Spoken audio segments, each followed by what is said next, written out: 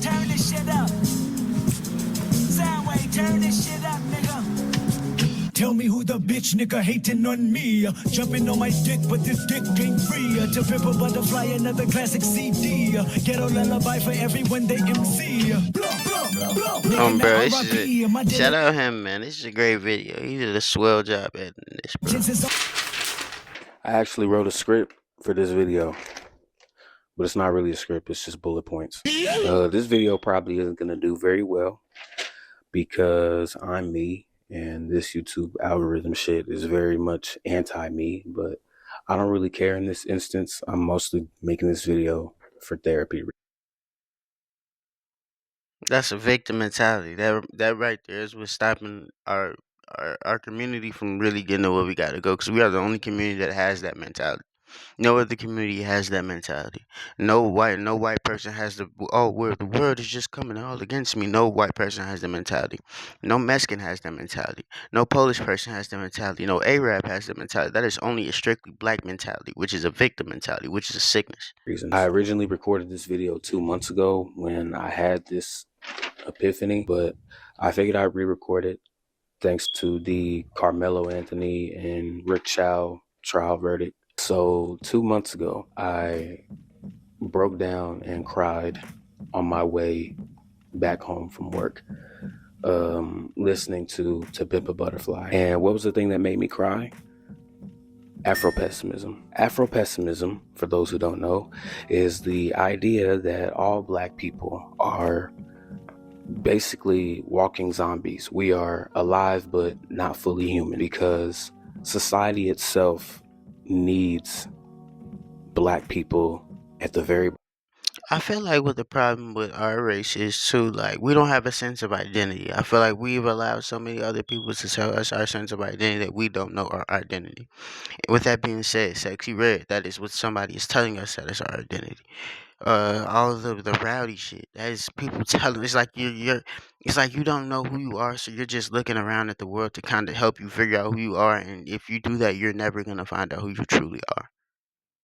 Bottom in order to function properly. And I'm speaking on this from like experience. I have a mother who acts like she's younger than me. And that's simply strictly from her not knowing herself and listening to what the world is telling her she should be instead of loving herself and understanding internally and through herself what she should be. You get it? Races use their proximity to blackness versus their and also the victim mentality as well. So imagine all that with the victim mentality. Proximity to whiteness to kind of figure out where they rank among the hierarchy. And I came across this video by Psyche. Her name's not Psyche. Her name. My thing is like, look at her though. She doesn't even look like she loves herself. Her hair's straight as hell. That's not her natural hair. For one, like you could tell she's trying to look like a white girl. Like she's not really trying to be who she is. So I really wouldn't. I'm not gonna say I wouldn't take information from her, but I wouldn't really take what she's saying as something I would care for. Elizabeth, but she was one of the first videos I watched that really broke it down perfectly. And also at the same time of me figuring out Afro-pessimism, I was listening to Damn. You see, while To Pimp a Butterfly is this beautiful masterpiece about trying to uplift the black community, black beauty, black pride, there's one song on that album that sticks out like a sore thumb amongst all of it. Blacker the Berry. You can see it in the placement of Blacker the Berry, right? Because the track preceding it, Complexions, is this song about, skin complexion, skin tone, just because you're light don't make you smart, just because you dark don't make you stupid. Rhapsody likens her skin tone to brown hazelnut cinnamon black tea. But on Black the Berry, Kendrick likens his skin tone to the heart of a racist. Bruh. And I don't know, Kendrick he's a pretty dark skinned brother. You know what I'm saying? So I think he was saying like,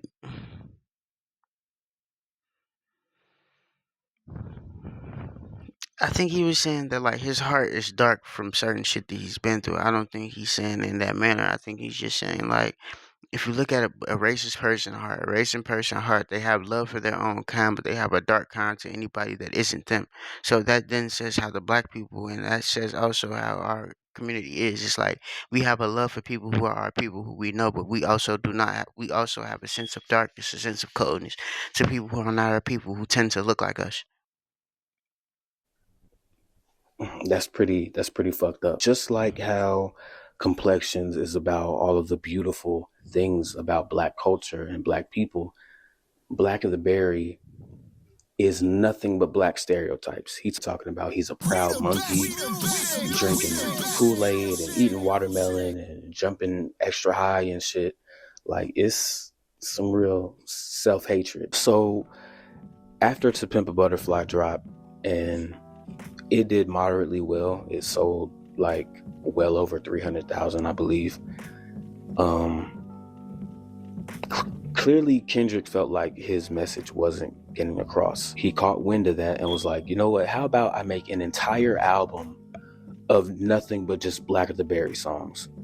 And that's how we get this Afro doomerism pile of shit. So yeah, if you didn't What's up with all these new words? I feel like there's a new word for everything. Afro doomerism, Afro pes. Like, bro, know, like, I was gonna. Alright, fuck it. I'm gonna say it. This is the problem when like niggas get too smart, and like it's not a problem to like be smart, but I feel like the thing with like Black Americans specifically is that like we get smart and we use our smarts for the wrong shit. We use our smarts for like our own personal gain instead of the world gain. Like he could have put this energy into really like doing something to better his mental. Because deep down I could tell he's dealing with a lot of like self love problems. He does not love himself. He does not feel comfortable in who he is. So he is trying to use this as something like, oh well, but it's like deep down, gang, it's something with you. You not, and I don't know him. I'm not trying to be that guy, but it's like I could just tell by reading him. Like, bro, like it's nobody. Like it's you. And you can put up as many Afro domerism, Afro pessimism, pessimistio, pessimistic. Yes, is the problem. Yes, ain't gonna get better till you fix what's going on with you. The Damn fuck is we is talking an about Afro here? pessimist All album. this victim, like, bro, I It don't just like, is. nigga, I'm not no victim Everything to nothing. from You the shouldn't wake lyrical up as a man content or even to the anybody, title of the bro. song. You Really, shouldn't if you wake, didn't know, like, it's all you should never wake up at any point in your life and feel like you a victim to shit. Cause in real life, you're not a victim to anything, gang. Like you can change your situation. Whatever situation you in, you could change your situation. If the situation is not good, all you could do is really just put yourself in a situation where you don't need that shit no more.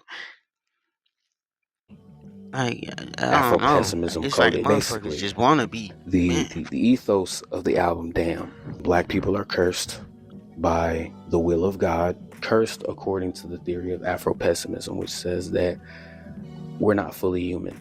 We can't be fully humanized, even when we're at our peak. I mean, Michael B. Jordan won Best Actor, and you know that's a highly sought after award. It's something that signifies that you put in an exceptional amount of hard work, and then during your acceptance speech you get called the N-word. We the best music. It's something that signifies that you put in an exceptional amount of hard work, and then during your acceptance speech you get called the N-word. We the best.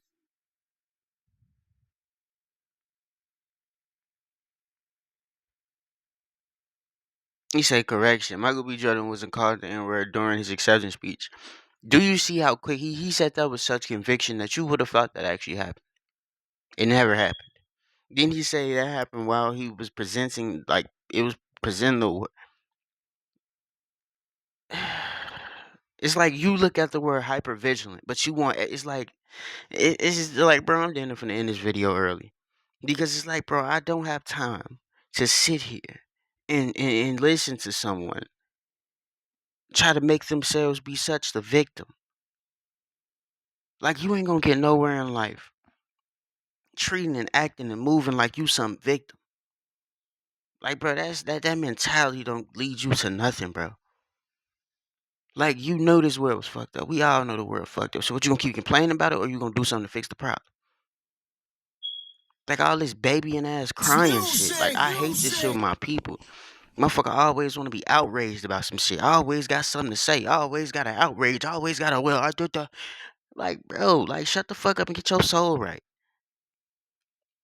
That's why your ass This so woman in outraged Kansas at every City fucking searched thing. her name and found $6.1 Like, this million shit irritate in me, bro. unclaimed I money. don't know if Like, I'm gonna make what? this whole video because Acceptance this speech, shit you is get like called annoying me a N-word. little We bit. the best music. Like all this want to be victim ass mentality. I don't got time for this shit. It is what it is. But everything comes back to self, because that's the only thing we can control. And even when we do have agency over our lives, it still feels like we're highly vulnerable to destruction. The song that made me Not we, you.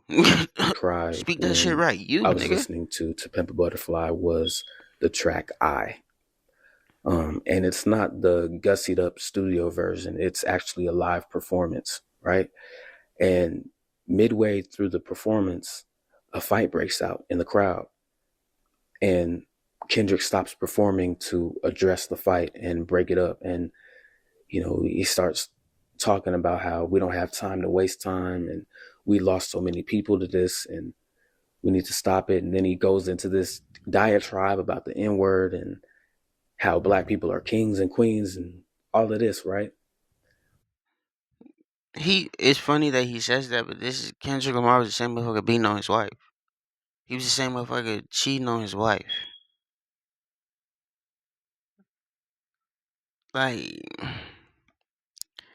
I just be like, Kendrick's a cool guy. I get what he's trying to do. But at the same token, let's not sit here and act like he's just trying to spearhead something. Like he's a part of the problem too. And that's what I like. My community is so easily manipulated and so easily pushed and so easily moved and so easily everything. And the people who y'all looking at as people that's supposed to be doing these things are the people that are part of the fucking problem. This goes on with every race. But we the only race who just don't seem to see the bullshit. But they're not listening. They're not soaking in what he's saying. The chorus of the song is "I love myself," and in the black community, Nobody loves themselves, bro. one of the big things we lack is self-love. My thing is this, man. When you don't love nothing, you're easy to be manipulated. When you don't love yourself, it's very easy to do stupid shit. It's very easy because you have no sense of value to yourself, and it happens a lot. Like with the black community, that is something that everybody deals with. All these girls is out here going outside and acting like they the bomb.com, but if you talk to them on an honest spiritual level, all of them will say they can't even sit by themselves. All of them will say they can't even look at themselves in the mirror for an extended period of time. All them girls would say like they have real bad self-esteem problems.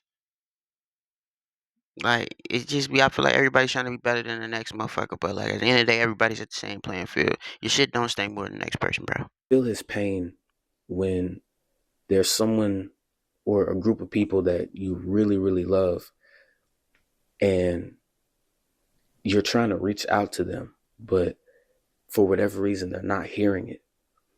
And you just gotta understand everybody. You gotta understand this, bro. Like a motherfucker want to be saved, they would save. They would do efforts to be saved. In a lot of like my mama always told me this, bro. Sometimes motherfucker don't want to be helped. You gotta understand. Sometimes motherfucker don't want to be helped, bro. Sometimes motherfucker don't want to listen to that shit. That's why it's important to keep your energy to yourself. Yeah, I love my people, but I also know my people are full of shit. So yeah, I love my people, but I'm not gonna sit here and deal with your bullshit either. Like, don't let that love for your people shit get you like fucked over. ways. I don't know. That was the thing that really got me, was seeing the depth to which he cared and how deeply that resonated with me. There's a lot of insecurity in the black community. Mm-hmm. I mean, let's just call a spade, right? I don't want my child to have an inferiority complex because of their skin color. I feel like that's a wild concept because nobody is teaching black kids how to have high self-esteem. Mostly we just teach them how to survive. You know, how to survive the system, how to get by, how not to fall victim to it. So why aren't we more angry then? You know, if all of this is going on, if all of this injustice is going on, why aren't we more angry? I mean, you can't be more angry if your ass the problem. Like, how are you gonna be angry at something when you know you the motherfucker that's causing the problems? Like, yeah, you can be angry, but it's like, who you gonna be angry with? That's where all that low self-esteem shit come in. You see how he's like, if he really sat and listened to what he's saying, I promise you, he would get down to the bottom of a lot of what's going on.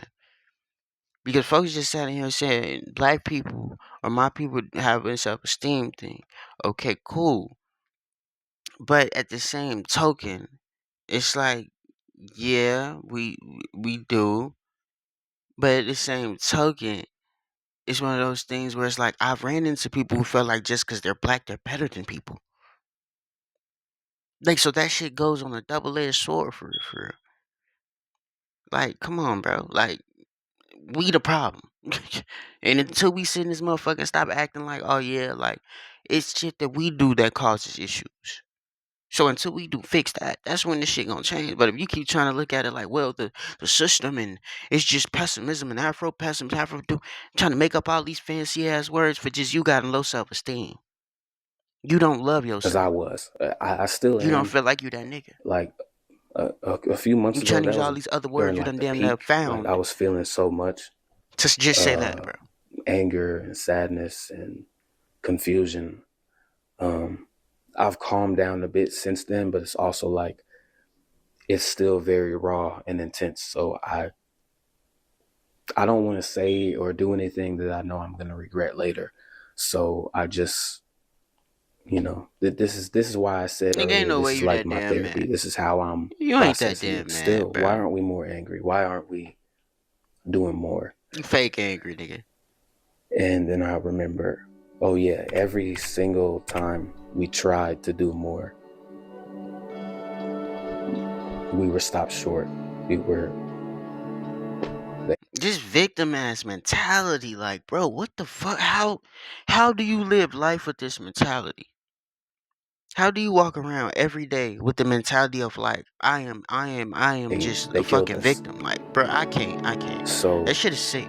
Like, that shit is a real sickness, bro. I mean, it's like, are we cursed? No, nigga. It's like when you born, usually you're born into a dynasty or an empire, right? You're born like as a junior or, you know, following in your father's footsteps. You always tell your father, he did this, or your father, or your grandfather, he did this, or we got this, or the family heirlooms. There's none of that.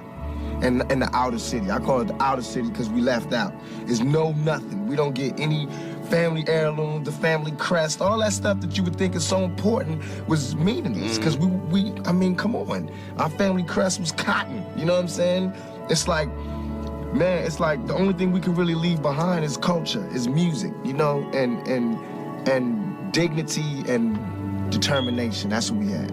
So it's like, I feel as though I'm cheated because instead of me fulfilling my prophecy, I have to start one. Instead of me, you know, doing a good job and carrying on the empire, I have to build one. And that's a hell of a job for a 21-year-old. You know what I'm saying? That's a hell of a job for any youngster, male or female, to have to build an empire for your family. Has Kyrie texted you back? I don't want to talk about it. How was the math test? Don't want to talk about it. You need to talk to someone. Female, to have to build an empire for your family.